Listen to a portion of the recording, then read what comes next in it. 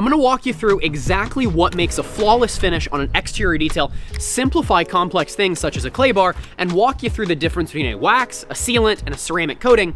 But if you're a detailer trying to make money professionally, I've got a separate video on my channel that walks you through exactly how I price my services for profit so you can make over $15,000 a month in your detailing business. But for now, let's get to the process. So we're gonna start by going through the exact products that we're gonna use in this video, but keep in mind, this is a process video, not a products video. So I do have all of the products that we use linked in the description, but only some of them do I have a discount referral code where I make money off of them. So know that not all of these are being linked just because I have a commission bonus from them. We took them straight from the van. This is exactly what I use in my company on the day-to-day.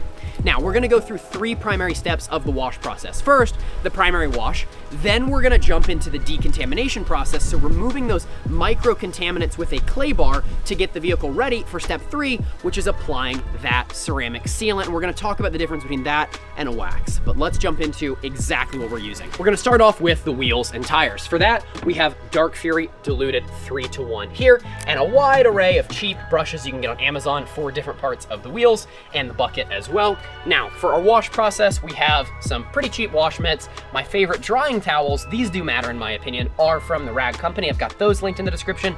And then we have our wash buckets alongside a brush. And then here's the kicker, the main one that I want you to check out, the link in the description for, the Archer's foam cannon. We just launched these. We've been using them in my company for the past 6 months. We just made them available to the public. Now we have our soap. We have it DIY Detail Incredible Suds. My favorite part about this is you don't have to use much product to get a lot of foam. So it makes it more enjoyable, gets more lubrication, and ends up being relatively cheap compared to other products on the market. And then we have our decontamination towel. This is our synthetic clay towel. It does the same thing as a clay bar, which maybe you've heard of. So it removes contaminants from the vehicle's paint, makes it smooth like glass. The difference is this is gonna get more uses out of the product than a traditional clay bar before you have to throw it away. And you're also going to end up finding out that this is much simpler to use. So we'll get to all of those steps once we're at step 2, but then we have our products for protecting the vehicle. We use CarPro Pearl diluted 1-to-1 for the wheels and tires. And then for the actual paint, we use Armor Ceramic Sealant. This is gonna get about 4 to 8 months worth of protection out of application, depending on how you put it on. So we'll walk through that toward the end, but for now, let's see what we're working with. So we're working on the full-size Range Rover today. You can see it's looking awful. We bought this in November of last year. It's got a supercharged V8 pulling 525 horsepower, probably my favorite SUV that I've driven, but it's not looking as classy as a blacked out Range should. So we need to get it washed up. And to show you just how simple all of these products are, you can see they all fit into this small compartment in my mobile detailing van. So even though everything's rigged out in the van, I've got a couple pressure washers listed below. You can go as simple as a $100 pressure washer from Lowe's or Home Depot, or you can use the Active 2.0, which we've been using in our company. So we start with the wheels and tires because they're the dirtiest part of the car, and you don't want to be sloshing dirt from them on the clean exterior if you did that first. So we're gonna start by rinsing it off, follow that with the wash process, and I'm gonna make it pretty simple for you. So we're actually not gonna start with the heavy-duty tire degreaser. We're gonna start by adding some additional lubrication onto the surface because the tire degreaser doesn't have much foam, and we wanna make sure that the chemical that we're putting on the surface of the wheels actually is able to sink into all of those little cracks and crevices and then use the degreaser for the more caked on areas.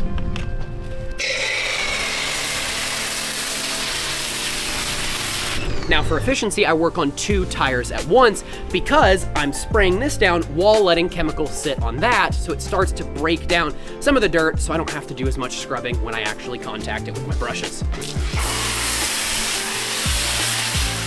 Now we're spraying our dedicated tire cleaner all over the surface, starting with the wheels, going into the wheel well, and then in all of those smaller areas. And it is important to make sure that you're spraying some behind the spokes into the actual barrel of the wheel. And I'm gonna go ahead and replicate this on the other tire so this can have a minute to sit.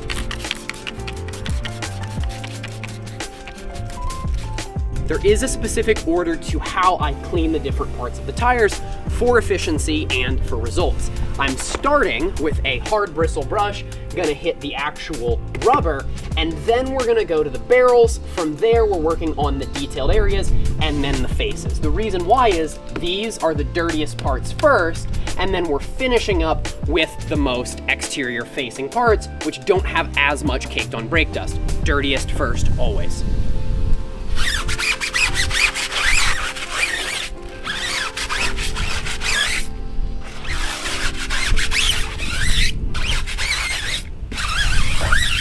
And I have specific brushes for behind the spokes as well, and these allow me to get behind all of the cracks and crevices.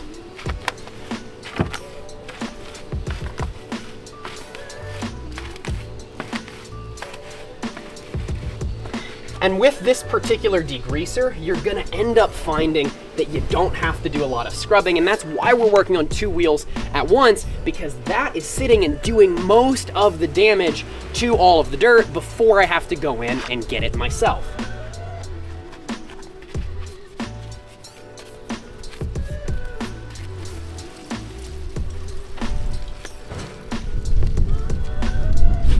And then for efficiency's sake, I have this big facing brush for the front of the rims.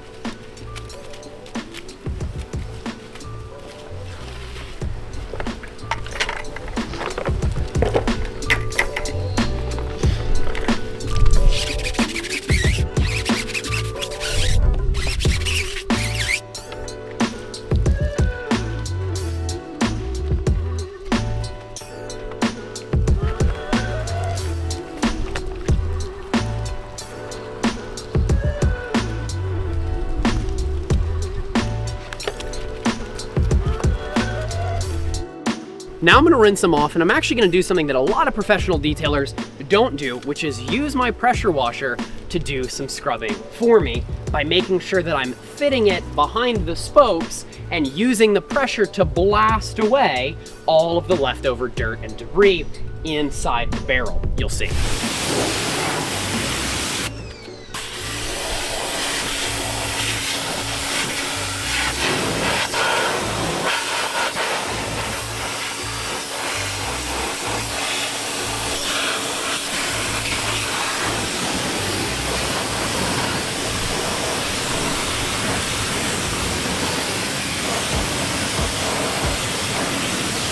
This method ensures a spotless finish every time by leveraging, obviously, a pressure washer, which has pressure. Now, before we rinse it off, I'm gonna settle a quick debate.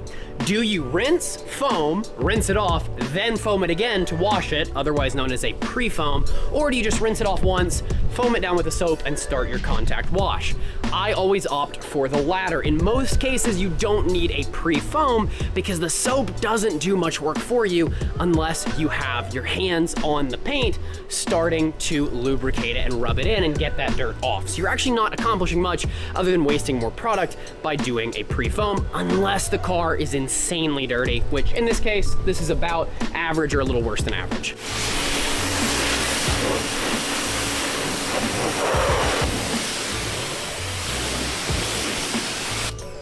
Now, why do we even foam it down first? And can we just use a wash mitt? The answer is you need to foam it down first because you have to think of the wash process like using your hands, using the mitt to remove the dirt and the grease. And if there's not enough lubrication on the paint, you're gonna be rubbing that dirt from one panel into another and actually inducing scratches, swirls, and marring. So having a thick soap out of a thick foaming foam cannon is going to be important. In a 5-gallon bucket, we have about 4 gallons of water. With that, I'm going to use 2 capfuls of Incredible Suds, which is the same dilution ratio that is in the foam cannon. So you're really only using about an ounce to wash your entire car, so you get 16 washes out of 1 bottle.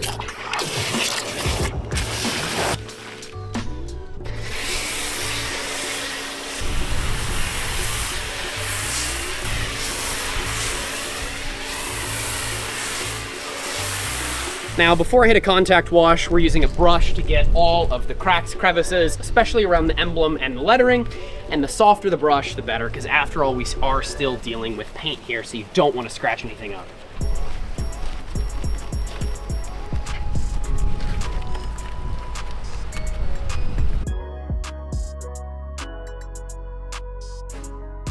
And back to the whole reason why we foam it down. The only time we're going to foam it again is if, over time, you start to see some of the soap wears away, because you need soap on the car to wash the car effectively. So especially in hotter heat days in places like Texas, where we live, we're usually foaming the car down 2 or 3 times during the wash process. Let's go over proper wash procedure. We have 2 buckets for a reason. One for the wash mitt, the other completely just water, because we're going to be introducing dirt from the paint onto the wash mitt. Every time we do a panel, we're gonna come over and we're going to clean it out in the rinse bucket. So you're gonna notice over time that this is gonna get kind of yellow and gross and brown, and that's gonna stay perfectly clean.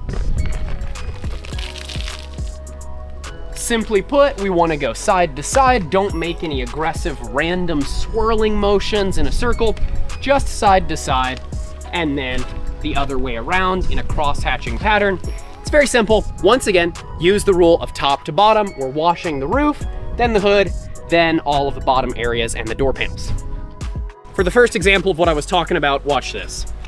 I'm gonna start rubbing the mitt up against that grit guard at the bottom. Those are like $5 on Amazon. And you can already see it's starting to get nasty.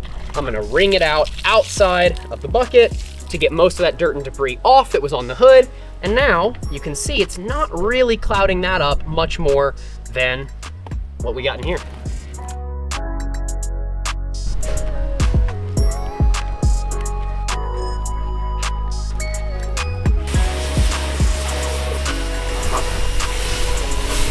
Now with the wash done, we're moving on to the clay process. Let me talk to you about the use case first, and then we're gonna get into how to actually execute this with this simple product. So the reason why you need to clay a vehicle is to remove the micro contaminants that are going to embed themselves onto the car's paint over time. This is coming from just the weather, pollen, like you saw was on the vehicle before we even washed it, and then general road debris. Now in my business, I recommend that our customers get their vehicle decontaminated at least once every 6 months, which makes for an easy upsell between $60 and $80 depending on the severity.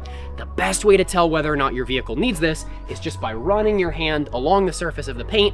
If it's not perfectly smooth like glass, what you're feeling are micro particles from road debris, the weather, all of these different things that slowly bake their way onto the paint and can erode the clear coat over time. So this here is going to be the solution to that. We have all of these little bitty pores that are going to be picking up all of those contaminants, and then we're rinsing it, washing it in the buckets, and it's getting removed from this so we can do another panel. And the reason why this is so much better than using a traditional clay bar is because a clay bar is gonna run you about $15. This is $30. Clay bar you have to use once, throw it away when you're done. This you can use 30 to 50 times as long as you're properly maintaining it, which is just washing it out between your wash and your rinse bucket. And you have a lot more surface area to play with, which means a much more efficient process as well. Now, this is not gonna go directly on the vehicle's paint without foaming it down first. Why? Because we need lubrication so that we're not rubbing this surface directly against the clear coat and causing any damage. Safety always comes first.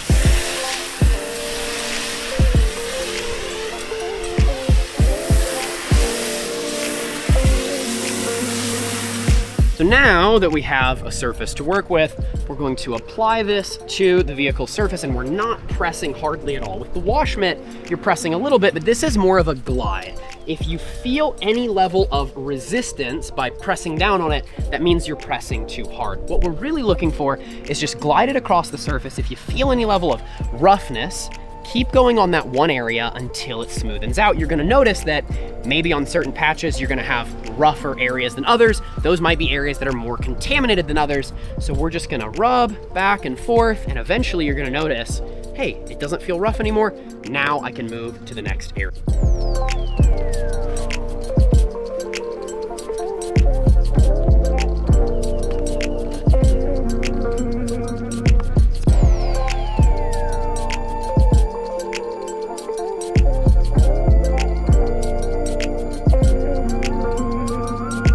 Now for the final rinse after claying the whole vehicle.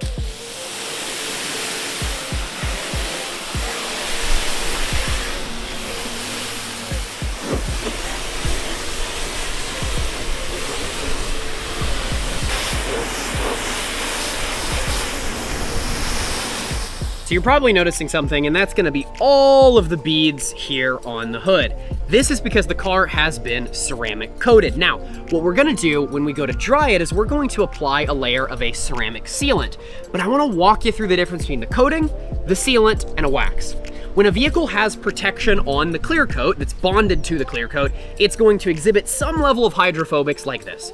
The most intense hydrophobics is going to come from a ceramic coating. The reason why is because a ceramic coating is actually bonding to the vehicle's clear coat. A sealant and a wax sits on top of the vehicle's clear coat. So you get less longevity. For example, this coating is gonna last about 6 years. But with a wax or a sealant, you might get a handful of months and you're gonna get slightly less hydrophobics, but both apply a similar concept of protecting the vehicle from UV rays, having a non-stick surface so dirt doesn't stick to it as much. The car would have been much more difficult to wash had it not been coated.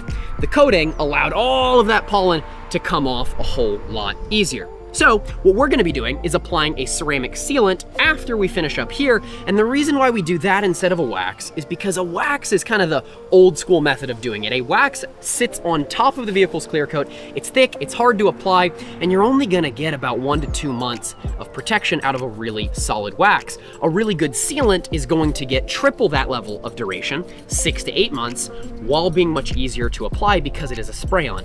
But don't let a spray-on fool you for being lower quality just because you don't apply it by hand. If you know your products, you're gonna get better results. The sealant that we're gonna be applying today, Armor Ceramic Spray Sealant, is gonna act as a drying aid. There's 2 different ways to apply it. You can apply it while the vehicle is already wet, or you can apply it once the vehicle is already dry. The difference is going to be in how much it's gonna be able to bond to the vehicle's clear coat. Think through it this way. If there's already water on the surface of the paint and you spray it on, then you dry it off, it is going to apply itself on, but it's gonna be diluted by the fact that the paint is wet. The reason why we're doing it as a drying aid today is because the vehicle's already ceramic coated. We're just looking for a top layer of protection. Doing it this way is gonna get maybe 2 to 3 months worth of protection out of the product. If you were to dry the vehicle off first, then go by hand and spray it on and wipe it off with a clean microfiber towel, you're gonna be able to push that durability to about 6 to 8 months. So think through it that way when considering how to use the product, but you can do it in both ways. Now we've got the product straight up in a 16-ounce spray bottle, super cheap one I have on Amazon. And then we're just gonna apply about 2 to 3 sprays per panel while it's wet, come through with our drying towel, and this truly is probably the most absorbent drying towel that I've tried to date.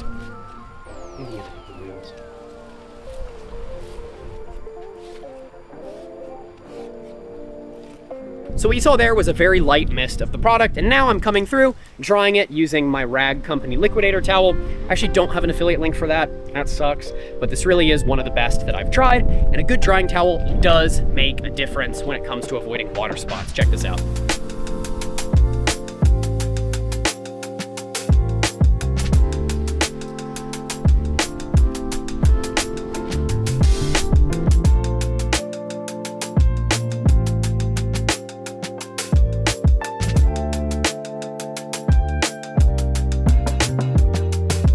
So I chose a black car for this video so you can see exactly how good this process is, because black cars are definitely the hardest to get looking good. So take a look at the finished results, and if you're a detailer trying to figure out how to price and package your exterior services and scale profitably, we just recorded a full 40-minute breakdown on exactly how I've scaled my exterior services to over $15,000 a month in my company.